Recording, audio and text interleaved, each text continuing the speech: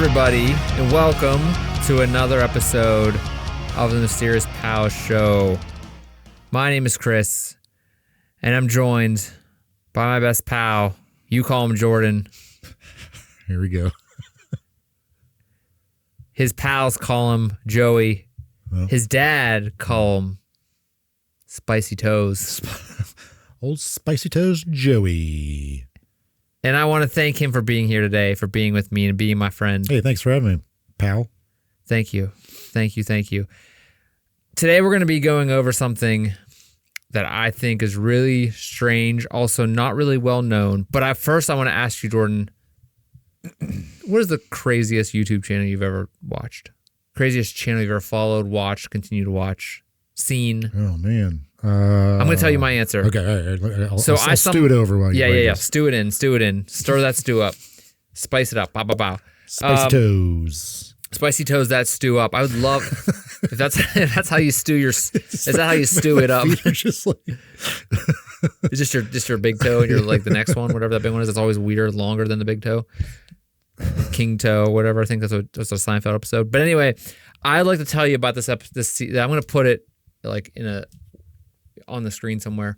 It looks like a cat when I did that. It's called Creason English. Okay, so Creason is, I guess, the YouTube channel, but English is the English version of it, because I guess they're from Ukraine or Russia or a combination of it. So is it dubbed or, Yes. or translated? Okay. Yes. And the best part about this, so the translations are awesome because it's one guy doing all the voices of the people in the videos. And so there's Creason English, but then there's like his friend Super Seuss, who's the one who got me in. Super Seuss is this, I don't know how old he is. He's like a person who could be 10, could be 65. He just has he has a look about him where you're not sure of his age. He could be is it like the Andy, what was that one kid that Benjamin Button? That's a movie. Yeah. Brad Pitt. And he's Zilnakis, or that kid was, you know what I'm talking about? Oh, okay. No. So okay. Andy Milonakis. Milonakis, yeah. He just looks young. He's been doing. Or the best example of this, Jonathan Taylor Thomas from Tool Time, man. Or from Home Improvement. Sorry, JTT. Baby. What a king of my middle school years. Home Improvement, amazing show. Who's someone who never grew up apparently. Yep. Anyway, this person, so Super Seuss. How'd you come across this in the first place? I got a lot of time to do nothing. Was it just like something that you were watching someone else and then you went to something else? Yes, of course. Yes. So I've meant this before. I watch a lot of weird stuff on YouTube, and for some reason, it always goes back to these very specific channels I watch that are like abandoned mines and towns and people are ghost town living. Yeah. So this group, yes, they sneak into Chernobyl, but I don't know how the hell they do it because they seem to get caught a lot. They have an apartment in Chernobyl. Apparently, they're from Ukraine. Okay, I guess some of them may be from Russia. I'm not sure their lineage, but in any case, Creason is one guy. There's others. Friends are always involved in the videos, so it's lots of people. There's a girl named Paulina who apparently lives in America now. I want to say, but I'm not positive. But anyway, and I'm not even sure when these videos are gonna. But they go anyway. When you look it up, all the videos are we went to Pripyat. We're remaking our apartment in Pripyat. They made their own apartment. They have electricity running to it. They have it hidden. It gets destroyed at one point. Someone goes in and smashes it. They are get caught sometimes. They build an actual thing that goes on the train tracks that's battery operated, and they ride that in. It's real small. What? Yeah, they ride it into the city. If you look them up, the one video that pops up a lot is Super Seuss going swimming in the water underneath Pripyat, in one of the reactors. He's going swimming in it. Is he wearing gear? No. Protective gear? No. And then another episode, they go and they get checked to see if they're irradiated. They're fine, apparently. Now, whether this is all fake. So they're just we're going in no matter the consequences? They go eat in the cafeteria in Chernobyl because there's they have people that work there. And they go to the cafeteria and eat as if they work there. Because sometimes they dress up as if they're workers. Where are they getting food from? Well, first off, they say that they have delivery services. Okay. They break a car into it one time. They're driving on a car in there. It's nuts, man. But anyway, they stay there a lot, and they go on these adventures. They find this. It's crazy. But anyway, there's like workers that work there at the plant still. Yeah. Okay. And so they have they have like a whole thing there. They have like a cafeteria and stuff. Okay.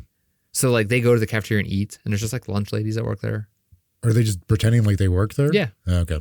Sometimes they do. Man, the balls on these people. But they're called stalkers. Apparently there's this huge group of them. Some of them like go, I've watched videos about like they go there and like, I watched this one, Kyle Hill, he does a lot of like educational type of stuff, but he's awesome. He goes and like talks about how there's stalkers that like will go there and fix stuff to make it, because there's so much, ever since that HBO show, there's so much like tourism there. Mm-hmm. Like they'll go, like there's stalkers that'll go specifically break stuff up so people stop going there. There's stalkers will go there and restore it back to its normal thing after it gets broken up. It's like this whole secondary world type of thing. They're called stalkers. Stalkers from that game, video game Stalker. Oh, right. Yeah.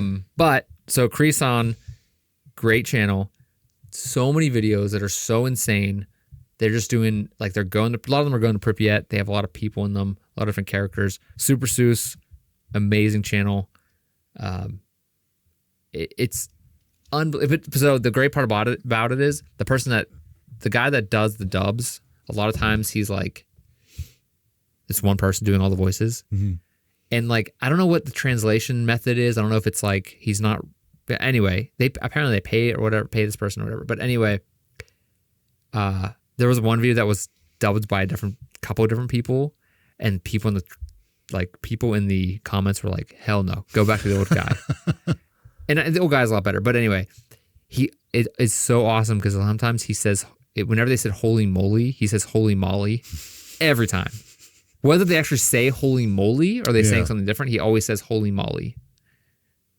In any case, it's awesome experience. Just show like languages. It seems like this guy's like not too fluent, but like he obviously does these entire videos. It's awesome. Anyway, that's one of my new stumbling blocks that I've gotten lost to. Stalkers. I've gotten lost in this Creason, Super Seuss.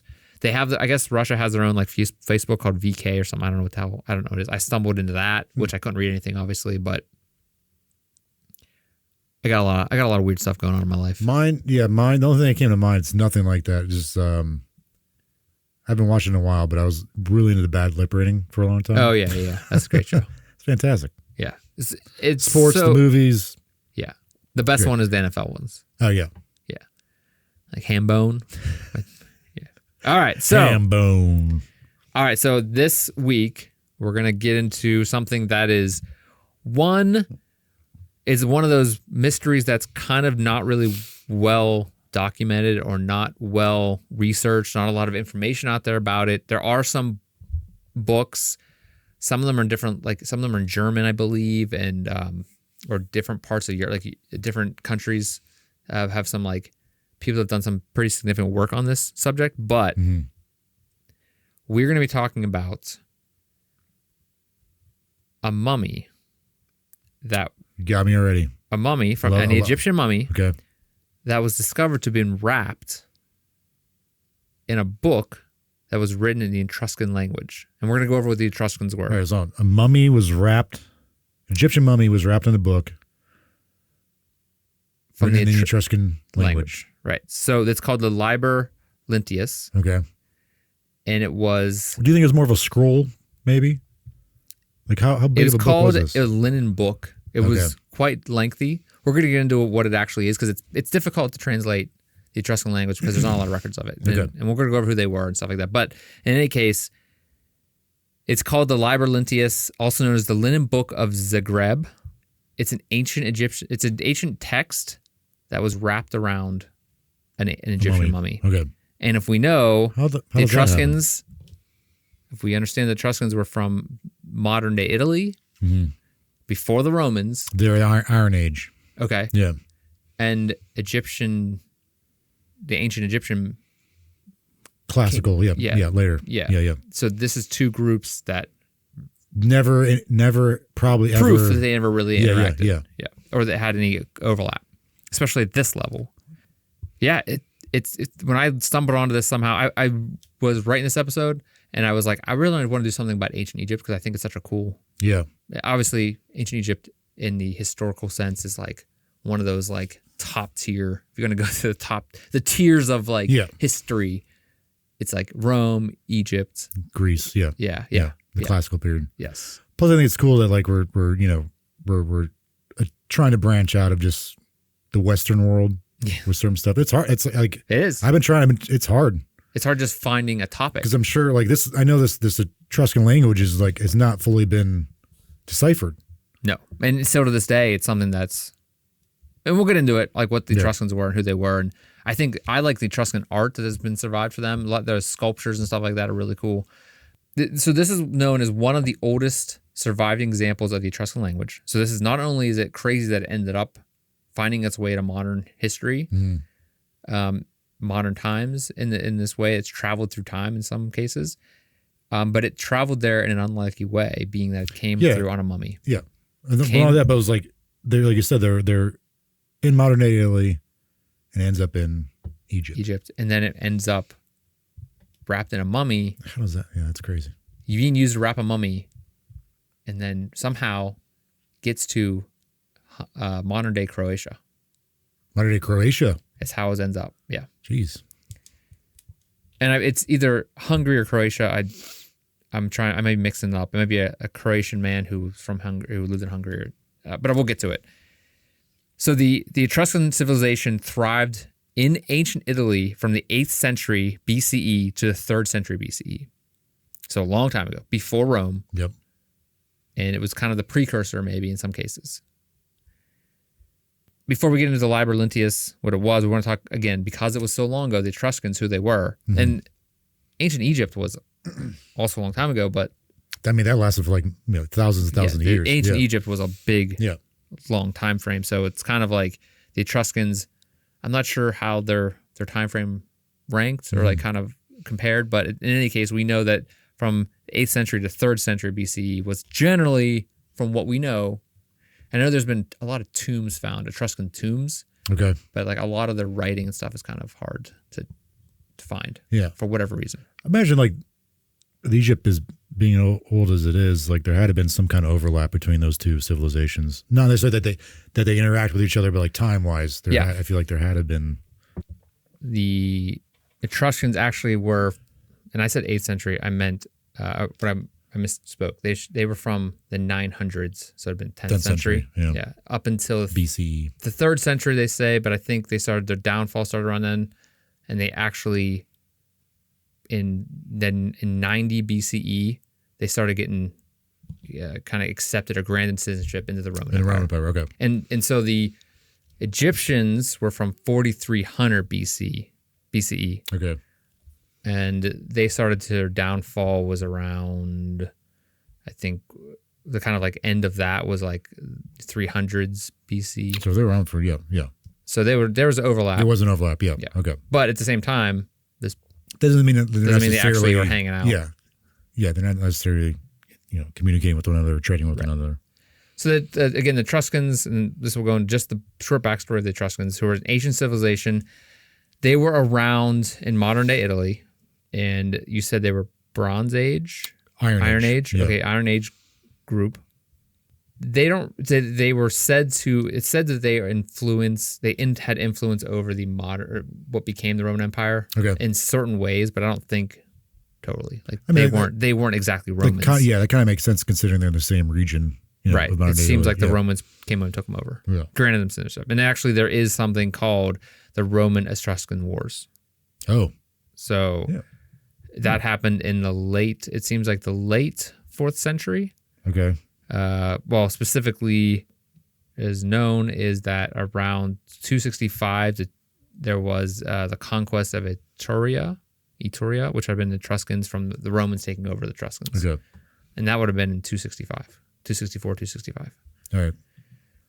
So anyway, it's really a debate among scholars of the exact origins, who the Etruscans were, where they came from. It seems that there's a lot of there's just this culture that kind of came together in the region of Etruria, where the name Etruscans comes from, and it's roughly, they say, came from modern day Tuscany, which also includes Western Umbria and Northern Lazio. Okay. So all these kind of came together to create the Etruscans. Is that northern Italy? Tuscany, yeah. I think it's like western northern. Okay, I'm could be wrong. It seems like it's modern, like it's western side of the country. Okay, It kind of near Corsica, I believe. Some theories suggest that they may have also migrated from another area, from another region, northern, maybe from the French area, came down over the mountains. It seems back then there was just people everywhere. Yeah, like people lots of migration. Yeah. So depending on the weather. Yeah, changing of the weather, food. Yeah. Especially coming over the Alps, maybe that was an issue. Weather. They were known to have their own language. And it's only partially deciphered. Yeah, I was gonna say it's not Latin. Right. And it doesn't seem to have because it's not Latin, it doesn't seem to have a lot of connections to any other known languages. So it's kind of its own distinct thing. Yeah, which is crazy. The only way that we really know about the language and how we can kind of start, I guess the way scholars have kind of started to break it apart is by script that was used on tombs and art and various other things that they found, like pottery. Okay. There isn't like the Rosetta Stone of Etruscan language. But I think they've kind of really done over history. They've kind of gotten it down, but there's still a lot of it they don't know. Parts of it they don't understand. Their cities were fortified. They were a real civilization as far as they weren't just an indigenous people that didn't really interact, because obviously they were involved, because Egypt was far from them, but it wasn't on the other side of the world. I'd imagine since they don't really have a shared or common language with any of these other places that came out of Europe, they might have been like isolationists, maybe. Maybe, and it seems like they were at least involved in the Mediterranean. Okay, because of Egypt, right? But there's not other records of other civilizations around that area interacting with them very much. Okay, at least if there is, like, not having their pottery or like having their stuff around. The religion, or the Etruscan people did have a religion that played a significant role in their society.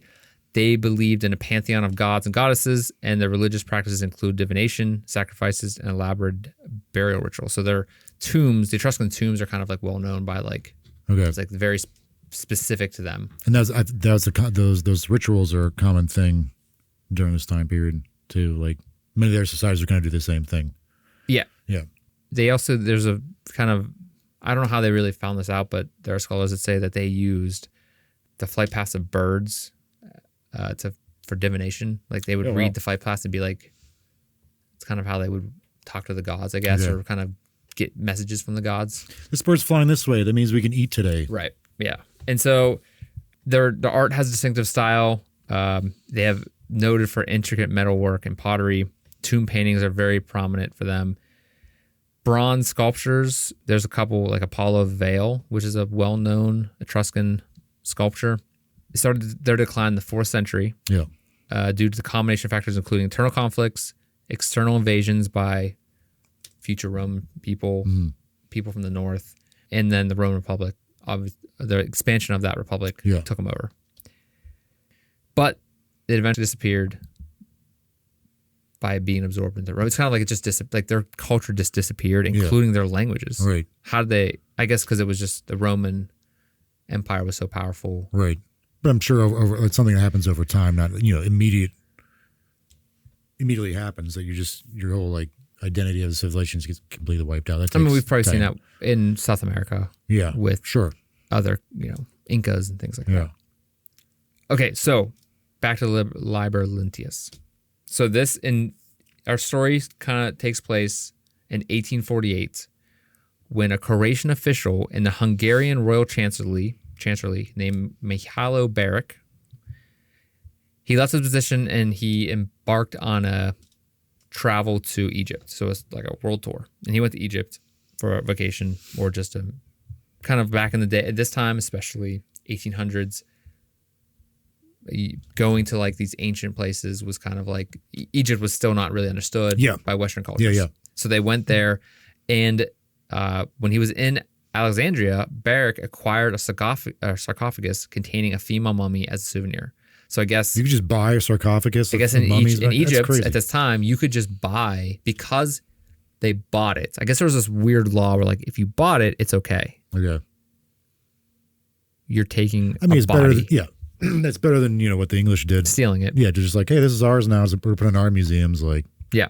So he did buy it, but and this jumping ahead, but this wasn't like a king or queen. Yeah. It was just a person, like a normal everyday Egyptian. It Sure. wasn't a royalty. So that's probably why he was able to buy it.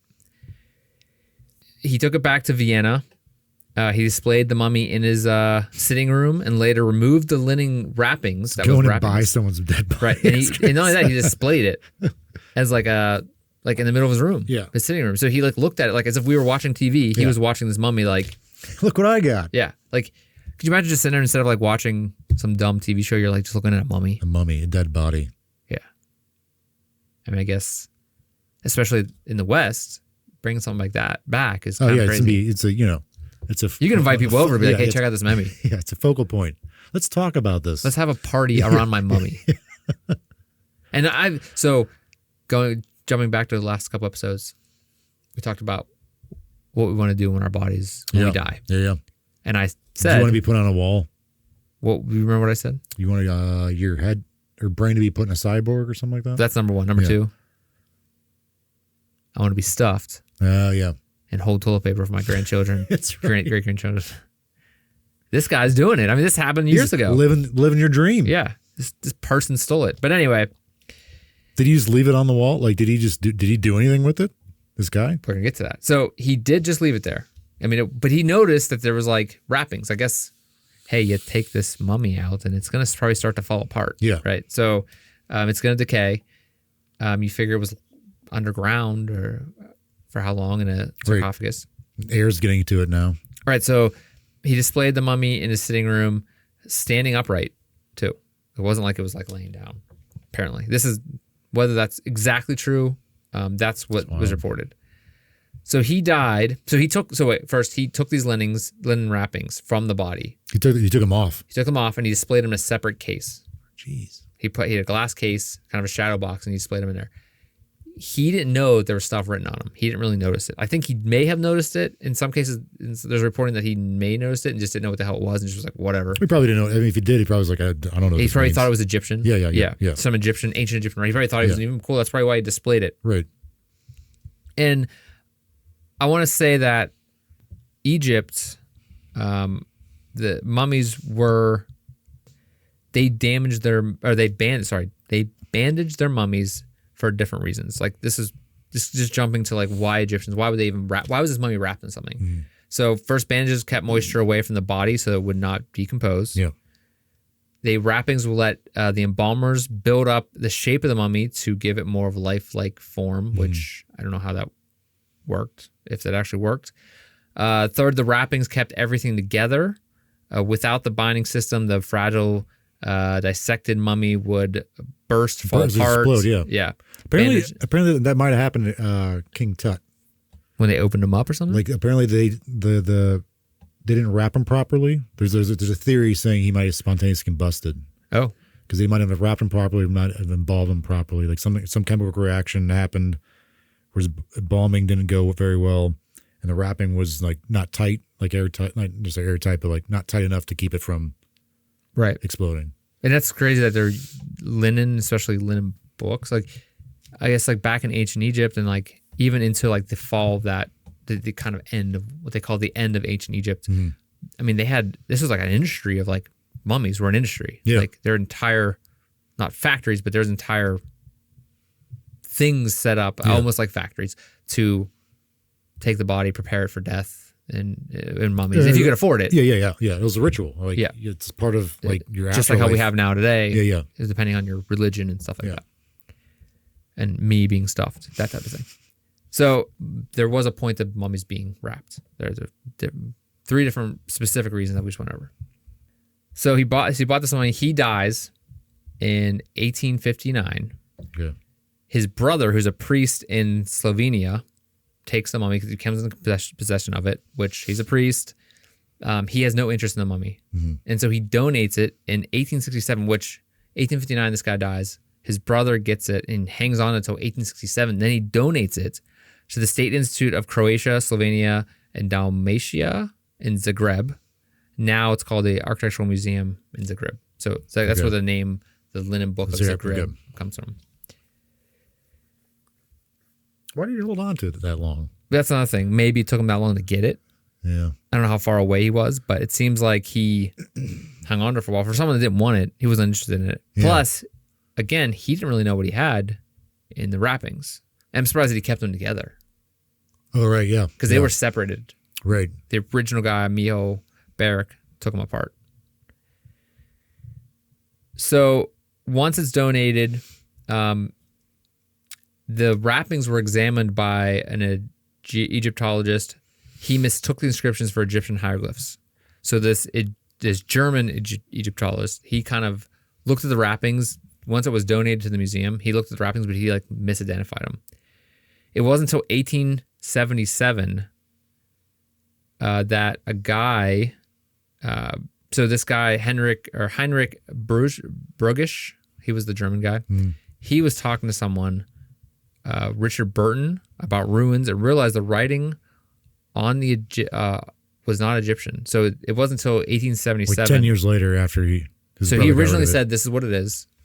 No one questioned him. It was still on display. And then he was talking to another guy, another Egyptologist, about ruins. And he realized that this wasn't actually hieroglyphs. Yeah. So I don't know who really noticed that, but he incorrectly concluded that the translation of the Egyptian Book of the Dead in Arabic script. That's what they thought it was. Those two kind of come to they incorrectly thought that at the time, that it was like, oh, this is actually an Arabic translation. They sound like terrible Egyptologists. I mean, it's the 1800s. What's Egyptology at that point, right? Yeah. It's not like who's that guy? Zawahiri. Yeah, I remember he was always on the History Channel. Yeah, he's awesome. He's like on tour in America. Yeah. I wish I don't know where he is right now, but I heard there was a tour of him in America. He tours around and talks, and it'd be awesome to go talk, just to listen to him. But like he's the big Egyptologist, yeah. And I mean, I'm sure there's tons of other. I'm sure he had people underneath him, but he's like the one guy you want to listen to. Yeah. I think his name is Zawahiri or something like that. So in 1891, the wrappings were transported to Vienna and subjected to thorough examination by Jacob Krall, an expert in Coptic language, who expected the writing to be Coptic, Libyan, or Carian. I don't know what Carian is. Okay. I didn't get a chance to look that up, but I don't really know those either. Coptic, Libyan, or Carian. In 1892, Krall became the first to identify the language as Etruscan and successfully reassembled the strips, establishing that the linen... So you said 1892? Right. Oh, man. So we're going from this guy bought Quite the jump. Yeah, this guy bought it. It's just 40 sitting years around. Or something like that? So he died in 1859. He bought it in 1848. He brought it back in 1848. And finally in 1892... Oh, geez. Because it's crazy thing is this guy sold it in Alexandria. And even though people from Egypt who were selling it didn't even know. I think it's crazy that they had a body to sell.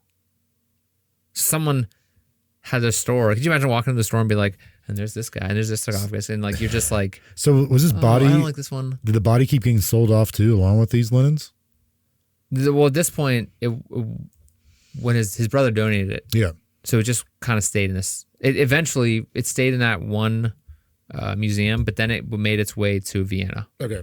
So it was then transported to Vienna. I don't know if it was on loan, that type of thing. But wait, are the linens and bodies still together? Yes. Okay. All right. Yeah. So they still know that it's from it. That's it didn't get separated. Gotcha. Okay. It's still part of that whole thing. And I imagine when you someone that's in a museum gets something, they're gonna keep good records of it. You'd hope. Although they didn't know it was not hieroglyphs until. So once he became this Krall guy, Jacob Krall, he finds out, he identifies it as Etruscan language. He kind of puts it back together, reassembles it. He initially, he was uncertain of where it came from, where the mummy came from. So he wasn't sure what actually happened. He had to kind of go back and do research on where did this thing even come from. Going back, luckily he had that chain. The money trail. Going back to the guy who donated, said his brother bought it from Egypt. So they knew it came from Egypt. But when he traced it back, he found that there was papyrus with the burial that actually confirmed the Egyptian identity of the person. And it was a tailor from it was a wife of a tailor from Thebes. She was 30 to 40 years old at the time of her death, and had a necklace, traces of flowers and gold in her hair. Whenever they found her originally, the body. So the mummy, the body was Egyptian. Yes. So they were able to trace it back that it actually wasn't some kind of fake. Yeah. But the linen that was wrapped in was Etruscan. Right. This guy was trying to establish like a chain of where it came from. Yeah. Jacob Krall, he's like, did it actually come from Egypt? Is it a forgery? Did they take it out of Egypt and then, because it was separated from the body, was it something he had separate? But they were able to trace it back and be like, no, this actually came from this body. This is 1800s, late 1800s at this point. Who knows? I would think generally the amount of research done with this subject, not a ton, especially in our country, as far as like records of it, of happening. But from historical things go, it seems like he was pretty confident. Jacob Krall was confident that it came from Egypt. He was able to go back and find out who sold it, what was in it whenever they found the actual body or found the sarcophagus. It sounds like he's thorough. Right. There also were fragments of a reef and a cat skull with the body whenever they found it originally. So it looks like they kind of cleaned, maybe they cleaned all that out. I don't know. Cats had some kind of significance in Egypt. Yeah. Yeah. Or maybe the cat just got in there and died. Who knows? That'd be a hell of a thing. Yeah. There's no other bones, just the cat skull. Cat skull. So I imagine it's all part of that system. Yeah. Yeah. And I guess you would think like it wasn't actually buried with any gold. Like it wasn't like this was like a king or a queen. It was a tailor from Thebes. Right. They were traced it back to a tailor from Thebes who died between 30 and 40 years. But had enough money to actually do the whole So because he was a process. tailor, he probably had enough money to actually bury his wife. So back to the content of the book. We're going to go over to that now. So that's the story. We have the lineage of where it went, how it got there. We don't know much more than like came from Egypt. They have proof of what it came from, but this all may be a forgery. Okay. Still, that's kind of like some people say like, no, it's been a forgery from the beginning. This Barrack guy did it. This Egyptian seller did that to like make it more interesting. But you would think more exotic. Right. But you would think, why wouldn't they say that when they sold it? It probably would be worth a lot more. He probably would have known when people, so there's also like records of people coming over to his house and like looking at this thing, but not saying, hey, this is Etruscan. Right. But who would even have the knowledge to like write it in Etruscan in the first place? Right. Especially in Egypt. Someone's selling bodies in Egypt. At that time, it's, like people don't understand the language. People probably think it's a dead language. Right. Even at that time, you would think like the hieroglyphs, like ancient Egyptian language would have been not really well known, understood. Yeah. Because it wasn't until like what the Rosetta Stone was the thing that they used to figure out that, right? The Rosetta Stone was the basis of how people for the first time were able to translate the Egyptian language. So it was 3 different languages. 3 different languages. There's hieroglyphs on there. Greek was on there. And some other form of Egyptian like hieroglyphs, but like written in a different way. Okay. So yeah, I think I remember that now. So it seems that the way that they used it, so this kind of, they don't have the Rosetta Stone for the Etruscans. There's no way to like translate to like Latin or anything like that. Yeah. So the Liber Linteus itself is a book made of linen cloth, which is part of its name. It is covered in writing. It consists of multiple strips of linen that are stitched together to form a 3.5 meter long roll. It's written in Etruscan. So it was a roll. Yeah. It was written in Etruscan, but here's a little wrinkle. It uses a script slightly different from one found in other Etruscans inscriptions. So it is Etruscan mostly, but it uses a different script. Like it's slightly different, which is part of the problem, I guess, in translating it. Okay. Though there are scholars and scientists and historians can't really they don't really understand the Etruscan written language or the language in general. They are able to decipher certain words and phrases, and so they can kind of work on the subject matter of the Liber Linteus. So there's a couple of different theories of what it actually is. taking like context clues. Right. Yeah. And I think, again, that's how they also can slightly decipher the Etruscan language.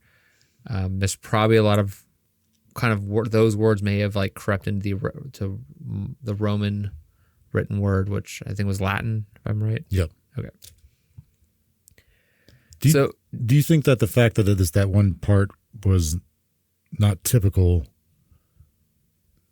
means it possibly could be a forgery? I mean, yeah, it definitely too. But they were able to decipher enough of it. So yes, it could be a forgery, but they were able to decipher enough of it in 1800s and even into the 1900s and into modern day that they can kind of get an idea of what it says generally. So if it was forgery, it was a pretty good forgery for someone in Egypt to forge it, because they were able to at least identify that the kind of wrappings, the linen, was old. It wasn't like someone just took this linen. Yeah. They knew it was an old thing. Yeah, I wonder if they had like the dating. I don't think they had carbon dating, whatever. Probably not back then. I don't know. I have no idea. But I know that they were able to at least say this definitely came off this mummy, or for whatever reason. I'm sure it wasn't all taken off very cleanly. I'm sure some was stuck to it still. And so he took off some of the wrappings. I'm sure there was enough here that they could say this is old. Yeah. And it came from this mummy. Yeah. Have you ever tried like doing a decoding kind of thing, like ciphering? We talked about that in the last episode. Yeah, like cipher and cryptology, not cartography, but cryptology. The map making. But I remember like for example, the Zodiac Killer. Oh yeah. He always sent like these cryptographs. I don't know if that's using this the right way, but he put it and they got printed in the newspaper, and like all these people would write in what they thought it meant. Yeah, like really but no good, one had the key to break the cipher. I would be terrible at those, but I think they're so cool. Yeah, trying to do something like that. I think it's awesome. Obviously, not if people get murdered to figure this out. The Zodiac Killer wasn't awesome, but I think the idea of this kind of challenge, like a brain teaser, but you have to have that key, or it doesn't make any damn sense. Yeah, so it can't be done in such a jackass way that you don't have. Right, but you can also usually, and it seems like what the problem is with this, at least the Etruscan languages, there's nothing in there that resembles anything else. So say with like the Zodiac Killer, there's other puzzles that are like things like that have already been published that you can research and like find in a library. Like, oh, this kind of looks like this. Yeah, this symbol kind of looks like this. I can kind of deduce or do context clues about what this means, but like this seems like they're just kind of on their own. Like, I think they were able to use other things from the Etruscan language, like again on their tombs and stuff like that. They can kind of use that. That's kind of the basis of a lot of what I guess the research was. But they did go into. Think about the Enigma code. Yeah. Like what's his name? The guy that solved it. The Imitation Game, great movie about that. And I think that was a huge. They needed the key, and the way they got it was a couple soldiers were able to get on a submarine, I believe, and steal it before, because the original thing they did was the cipher. The thing that they used for the Enigma code was destroyed as soon as anybody even came close to destroying their attacking their ship. Yeah. And so the Nazis would destroy it really quick. But then it so happened that these soldiers were able to sneak aboard and get it. And that's how they kind of deciphered it. And what's his name? Right. Alan Turing. Yeah. He had horrible, like his the way his life ended was terrible. But he did a great thing. He's like an amazing thing. One of the reasons why he was so good at it that they allowed ships to be destroyed because they didn't want the Nazis to even think. But he was like a hero. Back then, they didn't think it was a hero because of very specific reasons. Yeah. But now, thankfully, they kind of turned around and recognized him as a national hero, international hero for doing such amazing work. I think, didn't the U.S. use... He's known as the father of cryptography, the father of computer science. Yeah. I think Steve Jobs was obsessed with him. Yeah. I mean, for anybody that's based on a movie I saw about Steve Jobs, so I'm not sure if that's true, but yeah. Anyways. I mean, anybody in the computer science field... He's known as the father of computer science. Oh, okay. I didn't know that. All right. Computer science, cybersecurity, that type of thing. Okay. So, back to the Liber Linteus. There are things on this text that give the idea or give the kind of impression that it's maybe a religious calendar. It could be It has names of God. Like there's a lot of different things that they can say that this might be a calendar, this might be prayer, that type of thing. And we're going to go into that. There's a couple of different theories on a lot of this story. Some say it's like something about like ceremonies and processions that you would do for the dead. Okay. So we're going to go into that. But sorry, did you say how big this thing was? 3.5 meters long. Okay. When it's reconstructed. Wow. So one thing that this does, the reason why this is kind of important, why we're kind of talking about it, or why we know about it, why scholars even look into it, is because it sheds lights on the religious beliefs, the rituals, and the practices of the Etruscans. So it kind of is like a pretty this one sample, yeah. This one thing, this book is basically the one thing they have to try to figure out more history of the Etruscans, because there really was nothing else there. But the body was an Egyptian, right? All right. That's kind of like one of the theories we're going to get into. And that's the next thing I was going to say. That the fact that this was found in Egypt raises questions about ancient civilizations traveling and interacting with one another, time when they thought they didn't. Oh, especially the Etruscans interacting with ancient Egyptians. Like, could there have been further other things the Etruscans were involved in we just don't know about? Yeah. So that's another thing of like human history, that type of like figuring out who's where, what's going on when, and that type of stuff. So here's some of the theories. There's two categories of what's going on. And I'm going to break these theories down. So there's two categories. There's one. The first category is what the text says and or its significance to us, humans, to human nature or human history. The second is second category is why the mummy was wrapped in the text, why the text was even in Egypt. Yeah. Which there's less theories about that, because how do you even come to, like, it's so, one, as I mentioned, this text being found in Egypt raises the question on if, or how and why and when, and if ancient civilizations like the Etruscans, this before BCE, the Egyptians trading with other people around the world? Yeah. Were the Etruscans trading with other people? Does it raise a question of who came to what country first? Right. If they were actually traveling the places. And if this whole thing is like real, then that proves that point, right? Like, yeah, that there was trade in a time when they thought no trade was possible.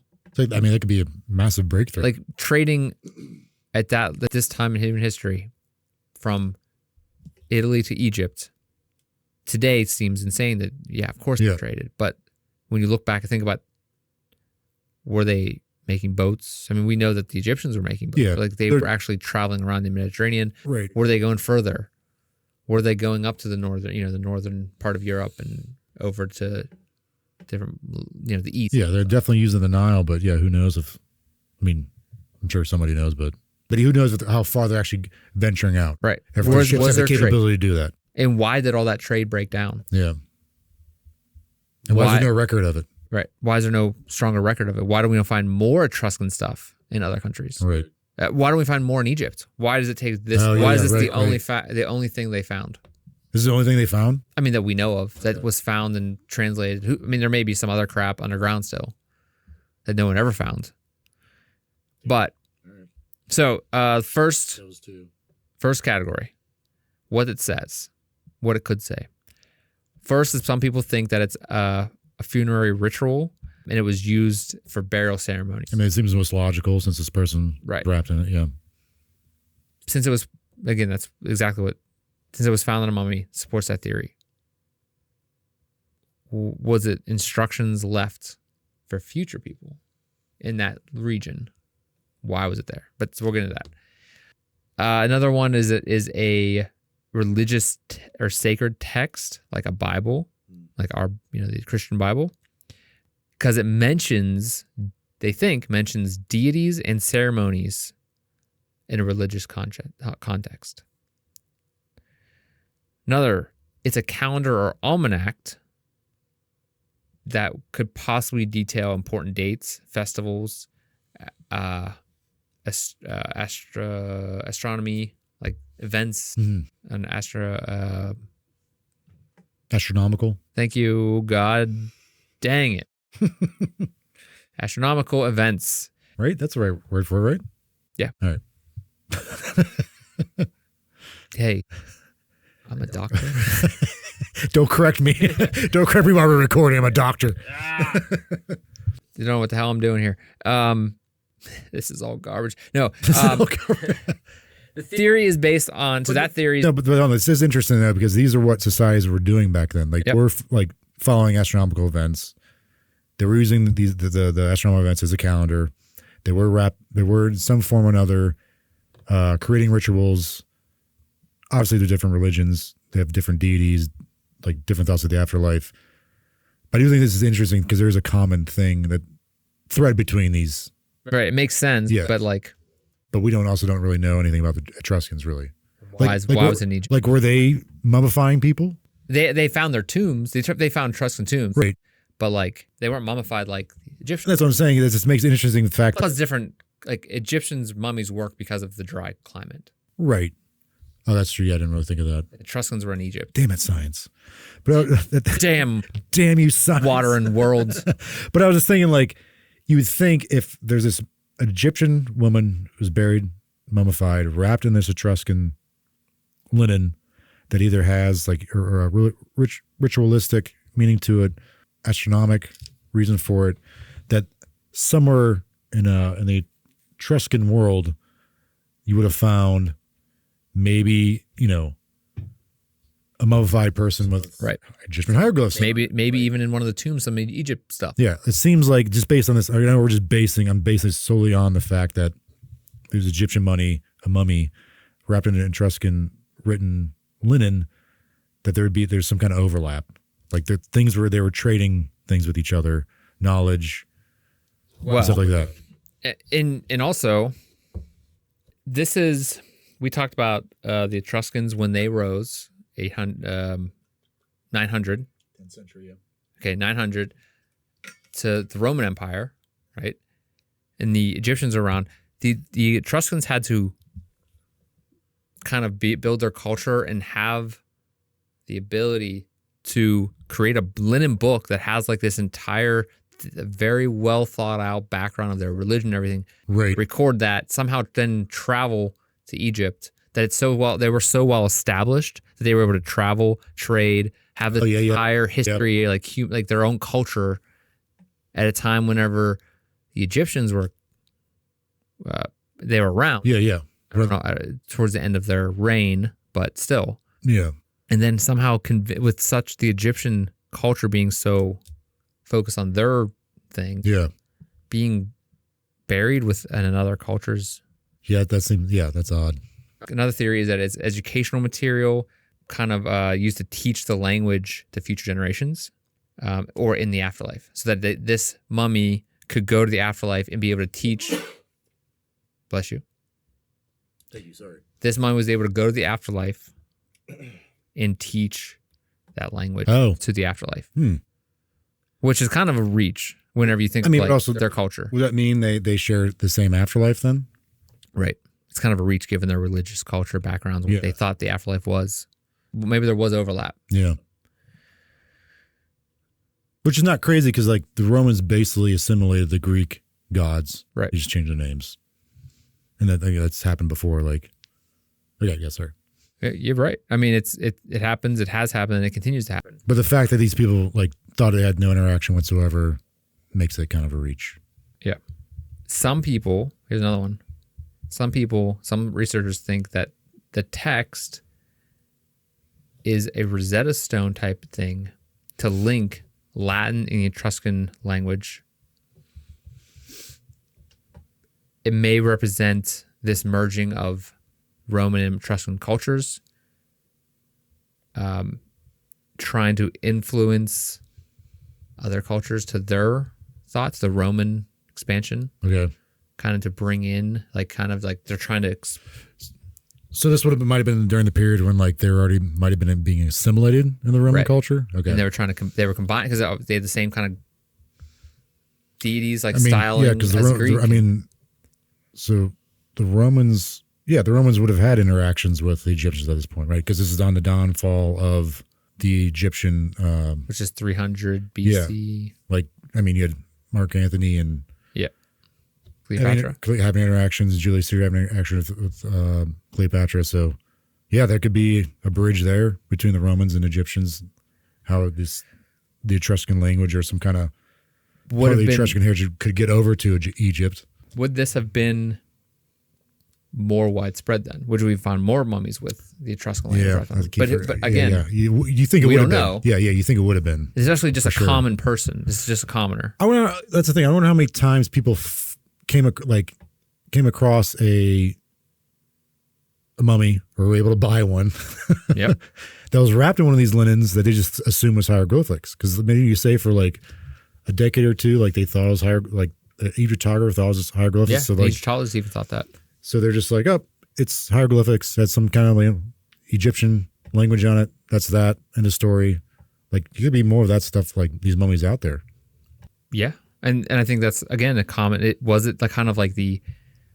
talked about this in the King Alaric episode about how Christianity was thought of as the kind of the poor people's religion. Yeah. Until it was this kind of that where like the common people believed in this Etruscan. Like it could have been something as simple as like the common people idolized this unknown, this other, kind of how Western cultures idolize the East at certain times in history as like this ancient knowledge type of people. Yeah.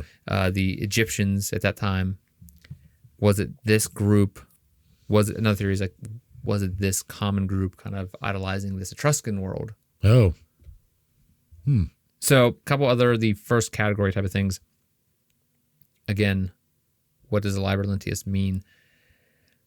Some say that there's missing parts, which is kind of easy to say because it's like you'll never know. Like there's a key to this where it actually connects all together, but we'll never find it. That type of thing.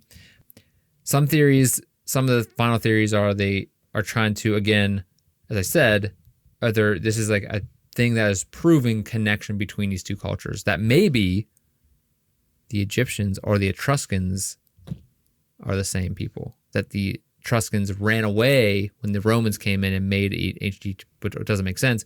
But did ancient Egypt expand into the Etruscan world at a time before the Romans came in and they were already established? Those people from Egypt left Egypt and expanded and created their own thing. Their own. In Italy, because they were around till 4300 BCE. Could they have kind of expanded on their own across the Mediterranean? For various reasons, like there might have been a drought or like because it happened so long ago. Maybe there's such a gap that they kind of had their own. They kind of turned into the Etruscans, right? Yeah. Like so, that's what exactly. So like when the Roman Empire split, which I think we talked about, King Alaric. Those people who went to Constantinople, they were for years, like centuries, they still thought themselves as Romans, but in time, because time passed, they eventually started seeing themselves as Greeks. Right. Because that very same thing could possibly going to happen. Right. That's one of the theories that. That's one of the theories of our category 2, that this is actually a break-off group from. But there's no record of it. That's a thing. Right. There's no other record of it. Right. Because I imagine there'd be a lot more record. But anyway, another category 2. So category 2, again, is category 1 was what the text says and its significance, why it was there. And second is what and why the mummy was wrapped in it. So one was it was a break-off group from the Egyptians. Yeah. Number 2 is the text was deliberately written in a script that was not easily readable to protect its message, which obviously always happens with these type of things. So it's like, oh no, we're not worthy to understand it yet. Until the people in the spaceships come back. Until Zunu comes down on the spaceship and we have to put our Nikes on and drink the Kool-Aid. So that's the second theory. And then the third theory of category 2 is it is a sacrificial rite, a ritual associated with mummified individual. Says this is kind of like a defense on why we mummified this person. They were Etruscan and we mummified them. But there's record of them being Egyptian, being this person, a wife of a tailor. Maybe, oh shoot, man. Maybe there wasn't maybe I don't know. This would be a stretch, but maybe. So that's all the theories. Okay. What do you think happened? Why is this mummy from Egypt wrapped in this linen book from the Etruscans, which is Italy at this, but pre-Italy, pre-Rome. Sorry, what year was it bought? 1848. 1848 in Alexandria. Okay. Man. And you could buy, what's crazy thing is you can buy bodies in Egypt. I guess it was because it was. Yeah. I don't know if at this time, but it might have been around this time. At one point, it wasn't a colony of England, but England basically controlled it. So this is when people were over, like you said, going over there, digging up stuff.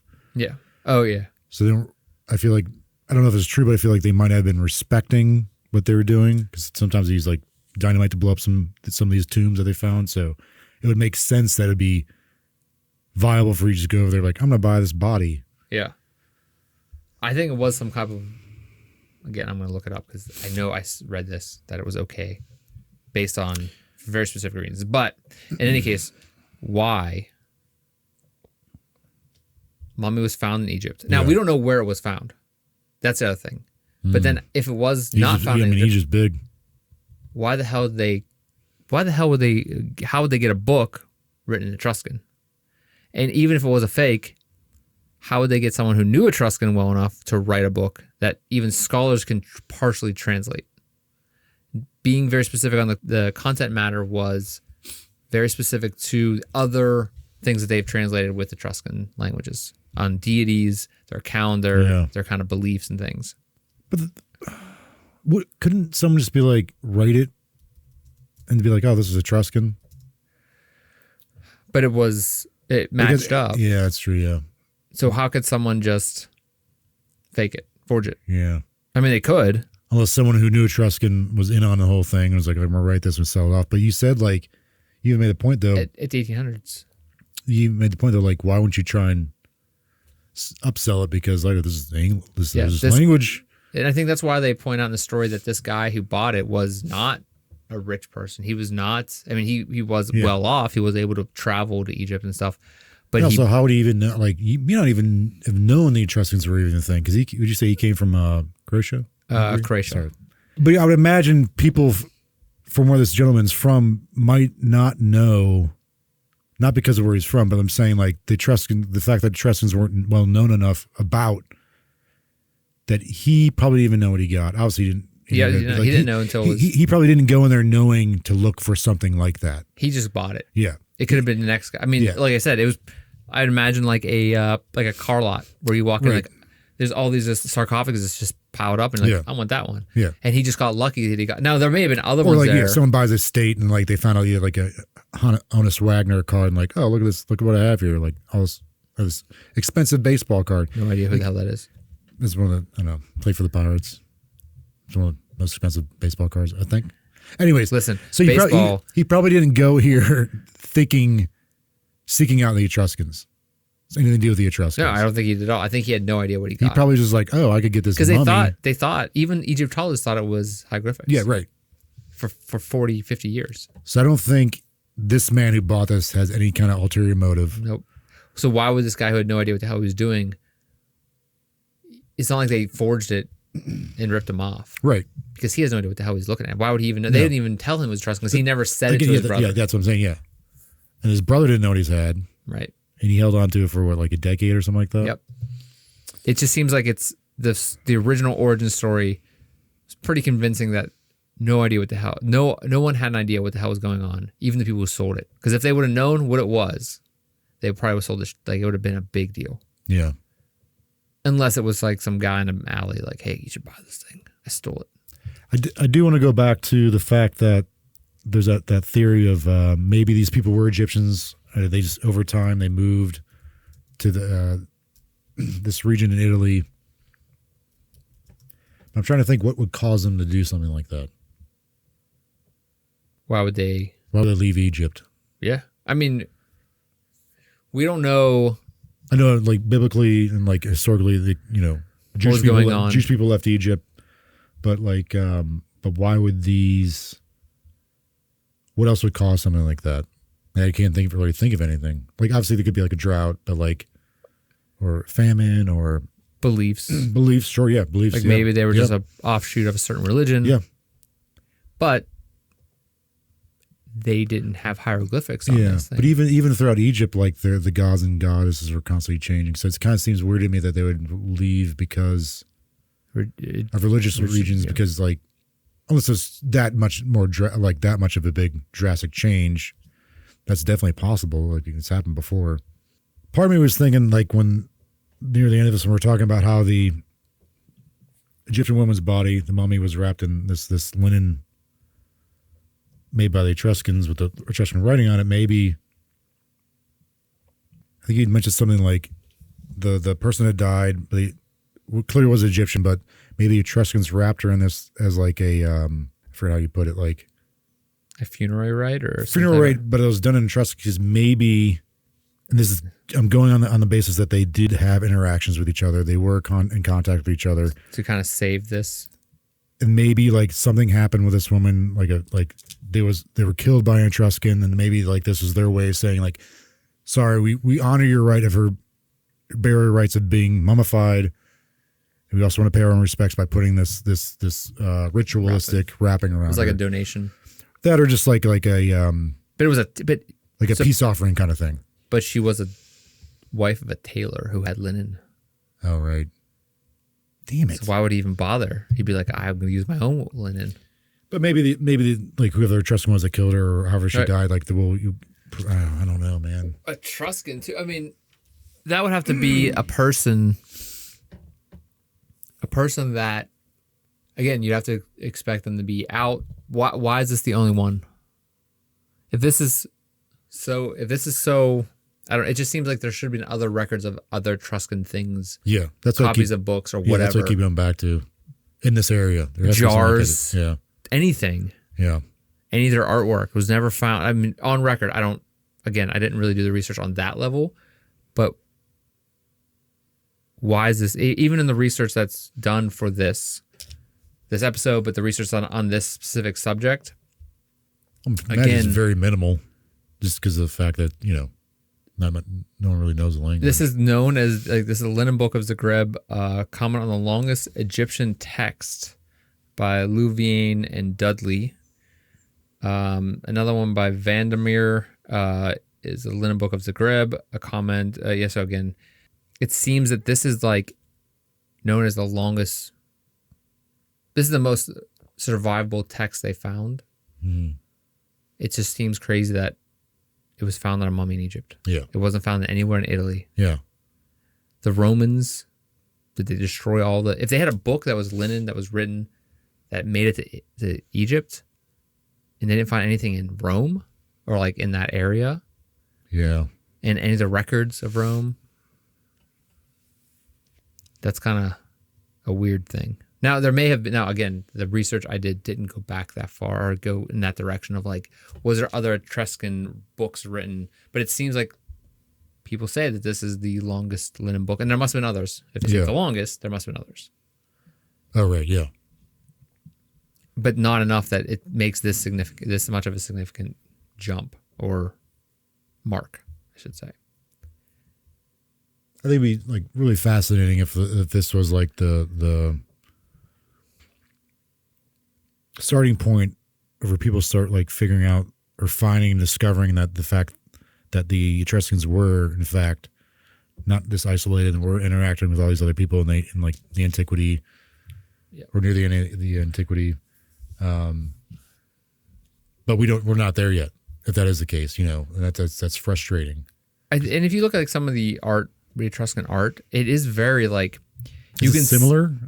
No, it's similar to like Roman art. You can see where like the lineage of like Etruscan art to Roman art, like the way they sculpt and the kind of way that they're pottery too. You said, right? Yeah. And they still have sculptures of humans that look in the same direction as like if you look at further Roman sculptures. Okay. The use of contrapposto wasn't there yet, which is like the ability of it to stand on its own in sculpting. Okay. There wasn't that, but they have a lot of their. What'd you say it's called? Contrapposto? Contrapposto is like it's like it could stand on its own. Stand on its own without having, like a lot of like Greek sculptures. Yeah. They have like them standing next to a pillar. Yeah. Or standing on a tree. Right. It's because they can't stand up by themselves. Couldn't figure out the balance. Right. So Rome, and then after especially this really came in after the Renaissance, that became a big thing. Is like but I think Rome started that Oh, cool. process. I think. All right. Like there's lineage there that, but I never realized that. I didn't know that was had a name for that. That's neat. they have a lot of the Etruscans really had a lot of like painted terracotta sarcophagus, and so there was kind of that lineage. You could see like Roman sarcophagus and kind of like the similarities. Yeah, but you don't see that in Egypt, right? But are these similarities more so because they were slowly being absorbed by Rome? The things that they're finding, the art, like, is that art looks similar because this is a point where they're starting to have interactions with Rome, and they're starting to slowly be absorbed by Rome. I'd be curious to see if like that's what their art looked like the whole time. Right. Like, I think someone said that it was. I think some of the records that it was like it could have been more. That there was kind of like a Greek influence. Yeah. Okay. Thank you. A Greek influence in some ways. Which makes sense. Yeah. But all we know, and I'm just looking at this right now, kind of more of a expansionist view of the Etruscan. They did spread out around the Mediterranean, but it doesn't look like they made it all. Like it doesn't look like they made it. They made it to Spain, like parts of Spain. Etruscans did. Yeah. Oh, wow. They founded colonies along the coast of Sardinia, Spain, and Corsica. Okay. They allied with Carthage. Yeah. They also, which is a big enemy of Rome. Who? Rome. Oh, okay. Yeah. So it looks like they did kind of spread out around the Mediterranean, but not. Their kind of central location was northern Italy. Is Carthage Africa or near Africa? It is. It could be. I don't know. I think that because if it is, like, that's getting, in the ballpark of Egypt. It looks like it's northern Africa. Okay. There you go. So, I mean, if they're getting out that way, it's definitely possible they're getting to Egypt because Egypt, obviously in Africa. It looks like they were over by Spain. Okay. Because they kind of went up north and over. Right. And then they kind of went the other way a little bit. But I guess they had to have made it over to Egypt. I really do want to think that they made it to Egypt. They had to have. There's some kind of like understanding or camaraderie or like peaceful thing between them. Even if it's just trade. Not necessarily peaceful. I'm just saying like there had to, I want to believe there had to have been some kind of interaction between these two people. It seems like they really, there was trade around the Mediterranean as far back as, ancient Egypt and things. We see that there's a lot of stuff going on. It does say here that the Etruscans did travel around and trade. Okay. But not necessarily in Egypt, though. Right. I didn't feel like, as far as everyone's concerned, like all the people that are involved with this whole thing, it doesn't seem like there's any kind of weird, shady. Well, it does say that they were at the crossroads of Greek and Egypt. Okay. So maybe they were just like good pathway. But again, why was this lady wrapped in a book that was from, and there was no other ones? It's not like there's a whole bunch of them. Yeah, right. Because like the person next to her, first of all, how does this person get these things? So that's what I was trying to get at. So like, it seems like everyone involved in this, like there's no like sinister thing going on from the person who bought it and everyone's gone to since then. But like, how did this person who sold it to this gentleman get it in the first place? And then no one else has come across something like this before. It's almost like it was like that's these kind of mummies were almost like like they were digging up coal. Like it was like a natural resource. They were just like mining for gold, and they're like mining for mummies. This is gold for us right now. Do you think mummies are zombies, or zombies are mummies? Is that like a internet thing? I don't know. Are mummies zombies? Yeah, because they're like both undead. I don't know if they both eat better brains. Clothes. I mean, like, yeah.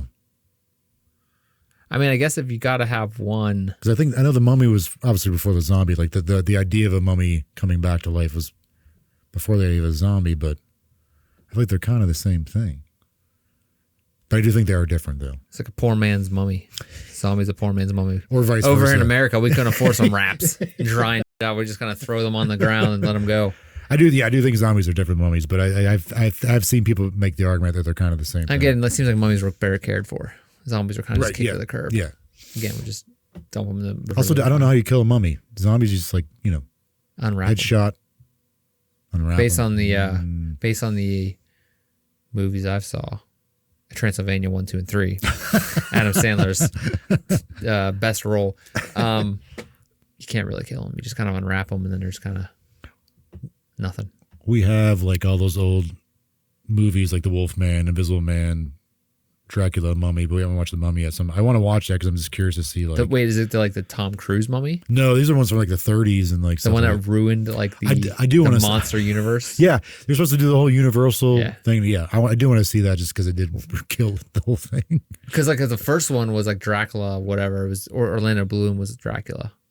Wait, what? Yeah, like the first one in that series was Dracula Untold or whatever, and it was like Orlando Bloom was Dracula, and then it was supposed to be the Mummy. Okay. And then it was whatever's next. Yeah, they do Jekyll and Hyde. I remember. Yeah. Invisible Man. They were gonna do. But I guess Mummy was so bad. Like Dracula Untold came out, but Mummy was so bad. Dracula Untold, was that Orlando Bloom? Yeah, I thought it was like Carl Urban. No, was it? No, was it Carl Urban? Dracula. We're really. But yeah, I do want to watch because I'm just curious of like how do you kill a mummy? Do you really? Does he do? Luke Evans. I'm sorry. Luke Evans. That's what it was. Not Orlando Bloom. I saw that movie. The movie was all right. The dad from Game of Thrones was in that. The dad from Game of Thrones? Not Targaryen. Lannister. There's so many people. The Lannister, like the dad, the one that gets shot on the toilet with a crossbow. Oh, that dude. Yeah. Okay. That was Lannister. Lannister, yeah. I said Targaryen originally. But yeah, he's Charles Dance. Yeah, he's in that movie. He's the master vampire. Yep.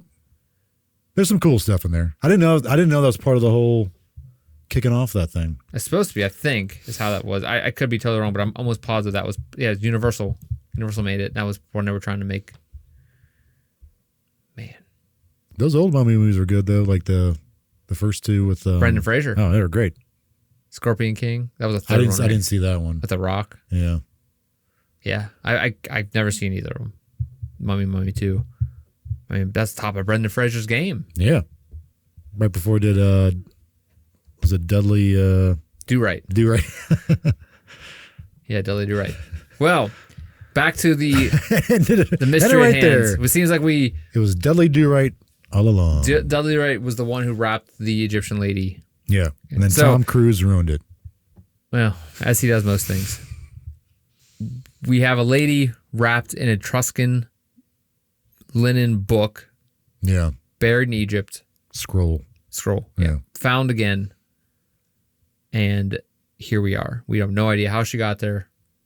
We know who she was, technically. We don't know how she got there. Not only that, I think one thing, jump back, her name, her information they found about her was on papyrus. That was in the tomb with her, right? Whatever. So they were to go back and find out. But that's the Egyptian paper. Yeah. Yeah. So why was the Etruscan book there? Why didn't they just write it on linen?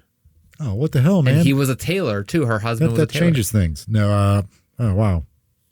Why was that written on a papyrus and she had wrappings that were linen cloth? Maybe her husband was Etruscan. He was a tailor. Yeah. The uniting of two worlds. The original Romeo and Juliet. There you go. Back to Leonardo DiCaprio. Full circle. Those blue eyes just bring me down. Bring my knees to the ground. Well, I think that's all we have for this episode because, again, yeah, that was cool, man. I never heard of this, so I think it's really. It's not really well done. Up with this. Yeah, like I said, I just searched around, found something that was ancient Egypt. There's not a lot of information on this story, but there's a lot of information on theories. But that's what makes it cool. Like it opens up the world of possibilities. What it could actually be. Yeah. It's just two things. It's something not in the right spot. Right. But again, we don't really know if there are other mummies floating around out there to this day. I mean, they could have been. They could have been destroyed. Yeah. Or they could someone, like I said earlier, could have had one of these in their house and not realize they had the Etruscan linen. And it just rotted away. Yeah. It's stuck in a basin somewhere or something. Well, that is all we have for you this episode. Thank you all for joining us. Jordan, thank you for being here and listening to me. Thank you. Talk about this. We do have social media, Facebook, Instagram. Trying. Twitter, still going, hopefully. It's tough. Please getting old. Take a look at that. YouTube, if you're listening on a podcast feed, Like we're on every podcast platform currently. Please subscribe to either the podcast feed or go onto YouTube. We do have YouTube. We have live videos if you want to see our faces, and who wouldn't? Please check out the other episodes we have. If you're watching us on YouTube, know that you can also listen to us as a podcast. I'm not sure if I'm supposed to say you should go to other places because of monetization or whatever YouTube does. I don't really know how this all works yet. We're still figuring that stuff out. But you can go ahead and subscribe to us if you'd like. If you liked us, listen on podcast and then watch it again on YouTube. Yeah. Hey, just hit that button and walk away. Whatever. Don't even listen. Just as long as you hit play, I don't care. But if you liked us, like our stuff, if you could help us out by subscribing to us in any way you can. And we would love to hear from you via email or on social media if you have any ideas for episodes, stories like this. That'd be great. We would love to research them, figure out more, find out more. If you have maybe from your hometown, wherever you're from, small, like this Liber Linteus thing. It's not really well known, but it's a mystery. All right, next week, we're back again, hopefully. Jordan's up next. Yep. And he's going to be talking about a mystery. That's how it goes. Weird. Couple Weird guys talking about mysteries. Who would have thought? Couple guys and a mystery. Based on the title. Couple pals and a mystery. Couple pals and a mystery. Well, we thank you all. We love you all. Jordan, you're the best. Thank you for being here. Hey, you too, man. Thanks. Thank you. And we will see you or hear from you or listen to you. We won't do any of that. But watch you while you sleep. We will be back next week. You will listen to us or see us or you will see us. Yeah, you'll do that. We won't be doing that because that's not how the internet works. Yeah, we don't know you. We don't know you. Except for Mom. Hi, Mom. Yeah. Hi, family people. Because that's it. All right. Thank you and good night. Stay mysterious. Stay mysterious.